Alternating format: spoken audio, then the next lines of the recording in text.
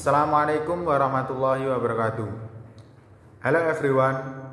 My name is Saiful Mutaram. I am a student of the Faculty of Islamic Economics, Sunan Kalijaga University Class C.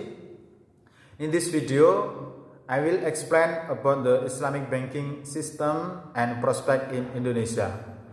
In the title, there will be several sections, including Islamic banking, objective and function of Islamic banking, and economic performance during pandemic. Definition of Islamic banking. Banks are basically entities that collect funds from the public in the form of financing, or in other words, carry out financial intermediation function. In the banking system in Indonesia, there are two types of banking operational system, namely conventional banks and Islamic banks. According to Law Number 21 of 2008 concerning Sharia banking. Sharia banks are banks that carry out business activities based on Sharia principles, or Islamic legal principles regulated in the fatwa of the Indonesian Ulama Council, such as the principles of justice and balance, and do not contain usury, injustice, and unlawful objects.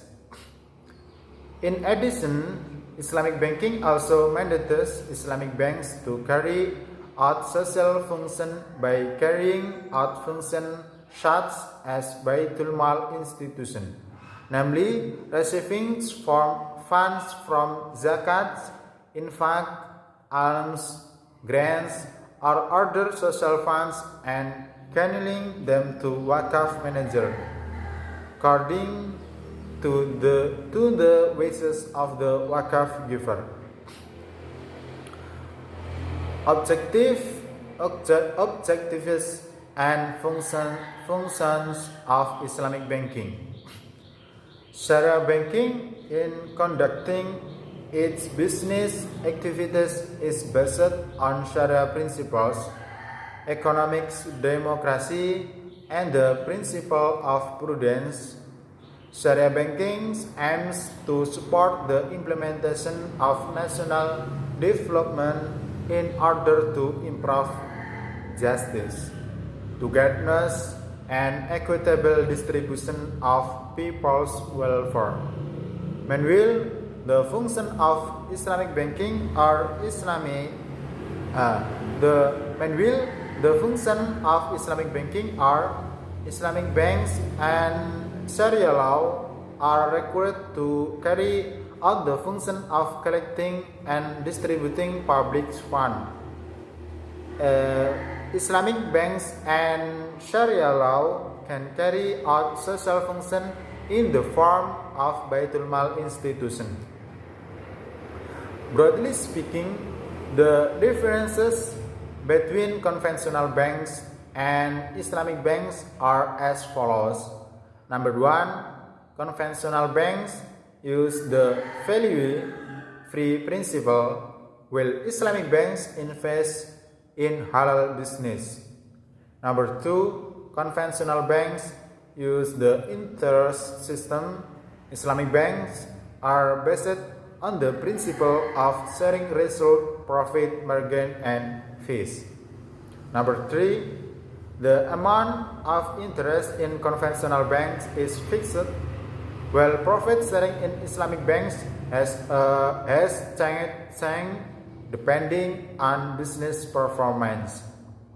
Number 4, conventional banks are profit-oriented, while Islamic banks are profit-oriented and falad, are happiness in this world and the hereafter.